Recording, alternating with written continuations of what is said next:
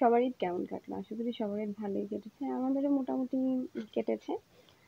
আসসালামু আলাইকুম। কেমন আছেন? আলহামদুলিল্লাহ আমরাও ভালো আছি।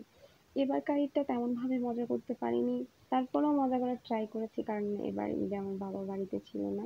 কারণ আমার বাবা একটা সার্ভিস করে সেখানে সে ২টা ঈদের মধ্যে একটা ঈদ ছুটি পায়, একটা ঈদ ছুটি পায় না। তো রোজার ঈদে ছুটি পেয়েছিল তাই কোরবানি ঈদে ছুটি পায়নি। তো তারও কিছু রিজন আছে। এটা হচ্ছে কথা। তো কেমন আছেন?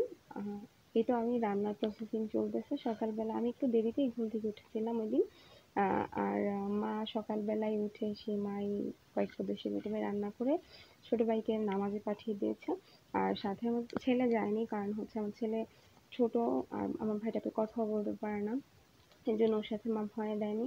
কারণ এবারকার তো ওর বাবা আসেনি ছুটিতে। তো সকালবেলা আবার আমার বড় আপু ফোন দিয়ে বলেছিল বড় ভাইয়ের সাথে যাওয়ার জন্য। কিন্তু ওয়েদারটাও তেমন ভালো ছিল না, এই জন্য আর কি দেওয়া হয়নি। তো যাই হোক, এখন আর কি রোস্ট রান্না করতে তাদের খুব আবদার রোস্ট রান্না করতে হবে। তো এর জন্য আর কি রোস্টের জন্য মাংসগুলো একটু ফ্রাই করে নিচ্ছি।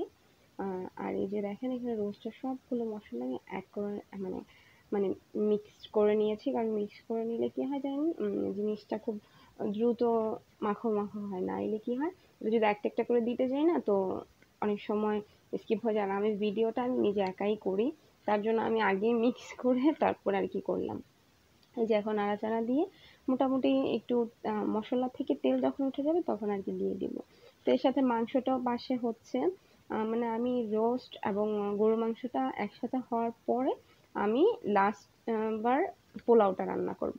তো এর মধ্যে একটা খুবই বিপজ্জনক একটা জিনিস হয়ে গেছে, সেটা হচ্ছে কি হঠাৎ করে আমার ভিডিও করতে করতে তো আমার ফোনটা অফ হয়ে যায়। তার জন্য আমি পোলাও বিভিন্ন পরের মানে ভিডিওগুলো ক্লিপ নিতে পারিনি।